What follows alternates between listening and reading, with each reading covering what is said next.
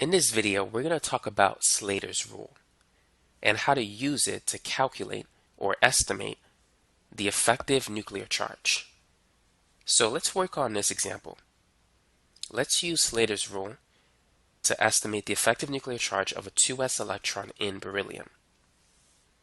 Now the first thing you want to do is you want to write out the electron configuration. Beryllium's electron configuration is 1s2, 2s2.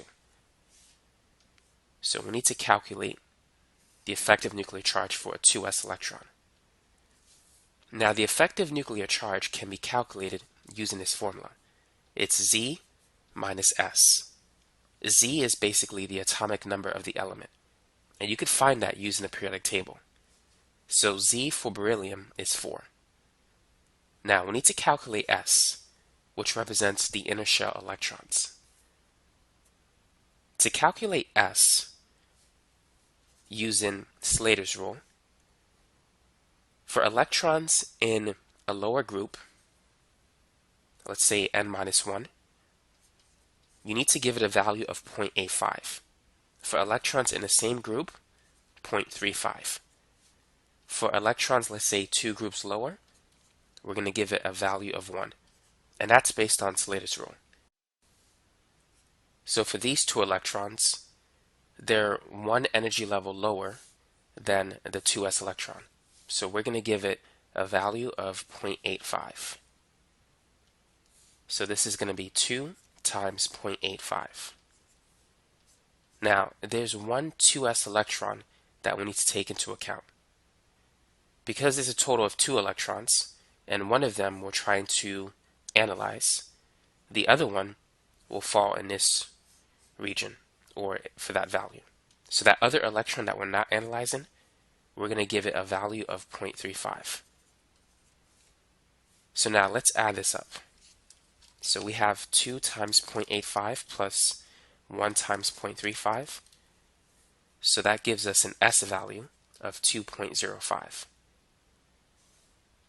So now going back to this equation, Z minus S, S is 2.05, and so 4 minus 2.05 is 1.95. And this is the effective nuclear charge for a 2s electron based on Slater's rule. Now, if you go to Wikipedia and you look up the effective nuclear charges for different elements, for beryllium, for the 2s electron, you'll see a value of 1.912. So as we can see, this is a good estimate compared to the actual reported values for the effective nuclear charge of a 2s electron in beryllium. Now let's try another example. Use Slater's rule to estimate the effective nuclear charge of a 2p electron in fluorine. So just to review, when calculating the effective nuclear charge for s and p electrons, if you're dealing with electrons in the same group, give it a value of 0.35. If it's one group lower, give it a value of 0.85. If it's 2 or more groups lower, it could be 2, 3, or 4, give it a value of 1. So the first thing we need to do is determine the electron configuration of fluorine. So it's 1s2, 2s2, 2p5. Now, for the 1s electrons, they're one group lower than the 2p electrons. So we're going to give it a value of 0.85. So there's 2 1s electrons, so this is going to be 2 times 0.85. For the 2s electrons, they're in the same energy level as the 2p electron. So we have 2 here, and we have 4 in 2p5, because we're analyzing one of the 2p electrons, which means that we're not analyzing the other 4 2p electrons. So there's 6 electrons in the second energy level, not including the one that we're analyzing. So I'm going to write 6 times 0.35, because all 6 of them are in the same energy level. Now let's do the math. So 2 times 0.85 plus 6 times 0.35. So that gives us an S value of 3.8. So now let's calculate the effective nuclear charge.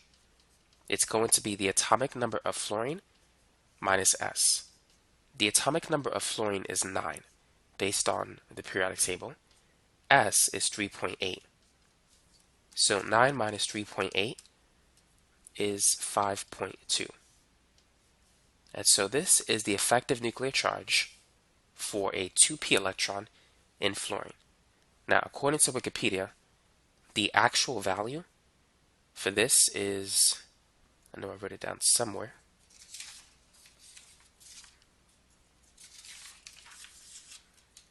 The actual value is about 5.1. So 5.2 is a good estimate. When you're dealing with elements with a high atomic number, you're going to see that the estimate begins to deviate more from the actual value. Now let's try another example. So this time, let's focus on the 3d electron in titanium.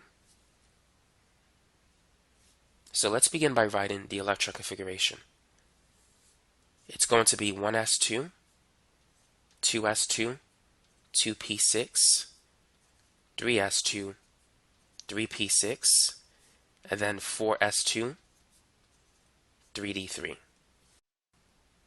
Now, for those of you who may have difficulty writing the electron configuration, go to YouTube and type in electron configuration organic chemistry tutor. I have a lot of videos on this topic, and so I can show you a simple way on how you can write the electron configuration if you need help with that. Now, when calculating the S value for D and F electrons, the rules are a little bit different. So, if you're dealing with an electron in the same group, you're still going to give it a value of 0.35. If it's in a group lower or 2 groups lower, you're just going to give it a value of 1 instead of 0.85. So those are the rules when dealing with D and F electrons, if you wish to estimate the effective nuclear charge for that. So this is more than 1 group lower, so we're going to give it a value of 1. Now there's 8 electrons in the second energy level, so we're also going to give that a value of 1. Our focus is the 3d electron, and so the second energy level is 1 energy level lower than this one. Now, for the 3s2 and 3p6 electrons, they're in the same energy level as the 3d electrons. There's 8 of them, and we're going to give it a value of 0.35. Now, the 4s electron is in the higher energy level than the 3d electron, so we're not going to have any shielding effect for this. Now, for the 3d electrons, we're analyzing 1, but we still have to deal with the other 2, which are in the same group as this 3d electron. So subtract this number by 1, and then multiply that by 0.35. So let's go ahead and add these numbers together. So it's going to be 2 plus 8 plus 8 times 0.35 plus 2 times 0.35. So the S value that I have is 13.5. So now let's calculate the effective nuclear charge. It's Z minus S. The atomic number for titanium is 23 based on a periodic table. 23 minus 13.5. 23 minus 13 is 10. 10 minus 0.5 is 9.5. So this is our estimation based on Slater's rule. Now, according to Wikipedia, the effective nuclear charge for a 3d electron of titanium, the reported value is 8.983. So, as we can see, there's a significant deviation, but it's not that bad. 9.5 is not too far away from 8.983. Now, this is going to be the last example that we're going to talk about. In this example, we're going to focus on estimating the effective nuclear charge of the 1s electron in these 3 different elements: lithium, magnesium, and potassium. And when dealing with the 1s electron, S will simply be 0.3. Now, this will give us an accurate answer when dealing with light elements. When we're dealing with heavier elements, the estimation will not be as accurate. And so let me illustrate that. Let's start with lithium. So let's use the formula. The effective nuclear charge is equal to Z minus S. Lithium has 3 protons, so its atomic number is 3. 3 minus 0.3 is 2.7. So this is the estimation for the 1s electron in lithium. Now the actual value for lithium is 2.691. 2.691 and 2.7, that's close enough. But now, let's look at the next example. So let's consider magnesium. The atomic number for magnesium is 12. So it's 12 minus 0.3, which gives us an answer of 11.7. Now the actual value for magnesium is 11.609, which is not far off from 11.7, but the deviation in the case of magnesium is greater than that of lithium. And let's look at one more example, potassium. Potassium has an atomic number of 19. So 19 minus 0.3 gives us an estimation of 18.7 for the effective nuclear charge of the 1s electron. Now the actual value, based on Wikipedia, is 18.49 for potassium. So as you can see, the deviations increases when dealing with heavier elements. But now you know how to use Slater's rule to estimate the effective nuclear charge of an electron in an element. Thanks for